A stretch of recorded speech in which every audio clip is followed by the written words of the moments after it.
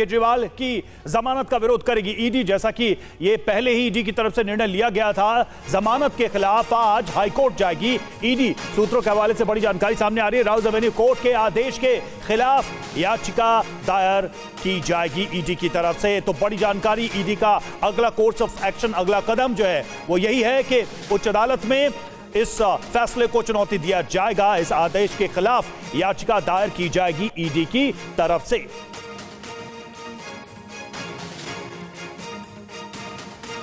तो आप देखिए, अरविंद केजरीवाल को जो जमानत मिली है राउज एवेन्यू कोर्ट से, अब इस पर दिल्ली हाई कोर्ट का रुख किया जाएगा। दिल्ली हाई कोर्ट से सुनवाई की मांग की जाएगी। इससे पहले राउज एवेन्यू कोर्ट में 48 घंटे का वक्त मांगा गया था। और जितेंद्र भाटी इस वक्त हमारे साथ जुड़े पूरी जानकारी के साथ। जितेंद्र, अब किस तैयारी में है ईडी, बताइए। बिल्कुल, मैं आपको बता दूं कि ईडी ने हाईकोर्ट का रुख कर लिया है और ईडी इस मामले में अब राउज एवेन्यू कोर्ट के फैसले को दिल्ली हाई कोर्ट में चुनौती दे रही है। और साफ तौर पर कल जब जमानत दी गई थी तब भी ईडी ने कहा था कि 48 घंटे का समय हमें दीजिए, हम इस मामले में चैलेंज करना चाहते हैं। हालांकि कोर्ट ने नहीं दिया था, लेकिन अब इस मामले में ईडी जो है वो पहुंच गई है दिल्ली हाई कोर्ट इस मामले में। और देखिए, दूसरी तरफ नेताओं का आना जाना भी शुरू। यहाँ पर आप देखिए, आतिशी पहुंचे, इससे पहले संजय सिंह पहुंचे थे और तमाम जो नेता हैं वो धीरे धीरे कर अरविंद केजरीवाल के घर पर पहुंच रहे हैं। और देखिए, बड़ी राहत आम आदमी पार्टी को मिली है कि अरविंद केजरीवाल को राहत मिली, लेकिन अब ईडी जो है उसके खिलाफ पहुंच गई है दिल्ली हाई कोर्ट। ऐसे में आम आदमी पार्टी के लिए एक तरफ राहत है तो दूसरी तरफ हो सकता है कि इस मामले में अगर कोर्ट रोक लगाता है तो दिक्कत हो सकती है। अब लेकिन नियमित जमानत मिल गई है ईडी को, तो ऐसे में जो अरविंद केजरीवाल को, तो ऐसे में आम आदमी पार्टी को बड़ी राहत जो है वो मिली है। और इसी बात को लेकर के अब आम आदमी पार्टी की रणनीति का जैस्मिन साहब हमारे साथ। जैस्मिन जी, अब दिल्ली हाईकोर्ट पहुंच गई है ईडी, अब क्या आप सोच रहे हैं इस बारे में?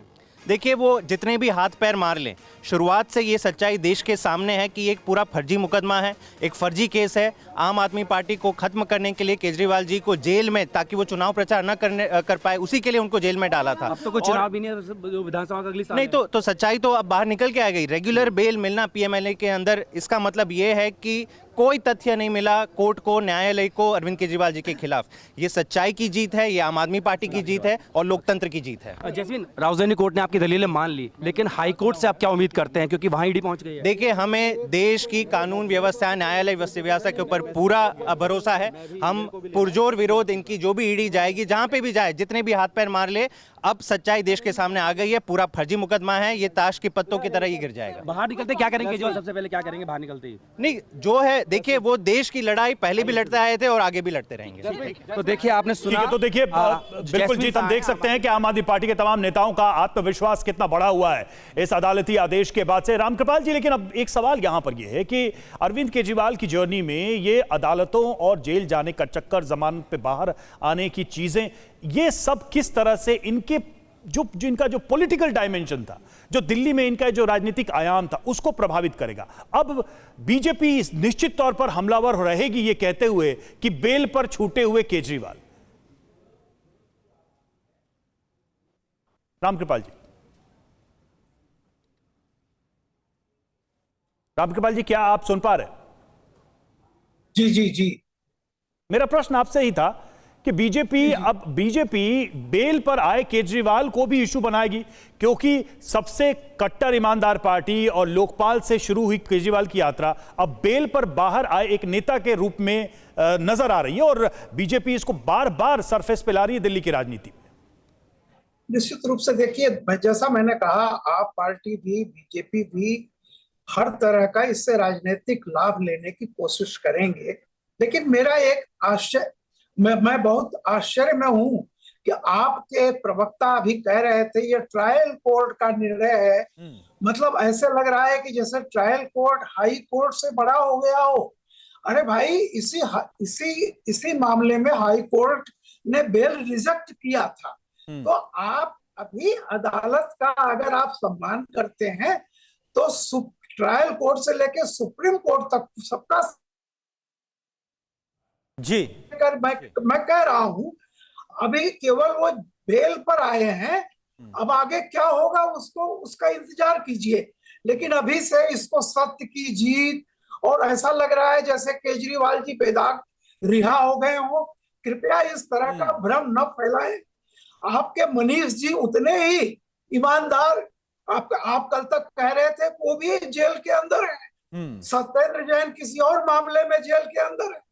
तो मेरा ये कहना है कि पूरी पार्टी पाक साफ होकर निकलने दीजिए, फिर कहिएगा। वरना ये कि अभी पिछली बार भी आप गए थे गांधी की समाधि पर, फिर 21 दिन बाद फिर आप जा रहे हैं। यानी रामकृपाल जी कुछ भी हो सकता है, क्योंकि ईडी की तरफ से रुख कर दिया गया है हाई कोर्ट का, अभी भी कुछ भी हो सकता है, पूरे चांसेस हैं इस बात के। विक्रम लोहिया हमारे साथ है कांग्रेस से जुड़े हुए। विक्रम लोहिया जी, एक बात बताइए, देखिए लोकसभा का चुनाव तो आप लोगों ने एक साथ लड़ा और जमकर डिफेंड भी किया गया जब अरविंद केजरीवाल को जेल भेजा गया था, उस दौरान अरविंद केजरीवाल को, आम आदमी पार्टी को। लेकिन अब जब आपने फैसले ले लिया कि विधानसभा चुनाव में ये नहीं होगा, आप लोग अलग अलग चुनाव लड़ेंगे, तो क्या यह मुद्दा जो आपने खुद माना और कहा कि न्यू एक्साइज पॉलिसी का मुद्दा सबसे पहले कांग्रेस पार्टी ने उठाया था, तो क्या आगे भी आप इस मुद्दे को जोर शोर से उठाएंगे आम आदमी पार्टी के खिलाफ?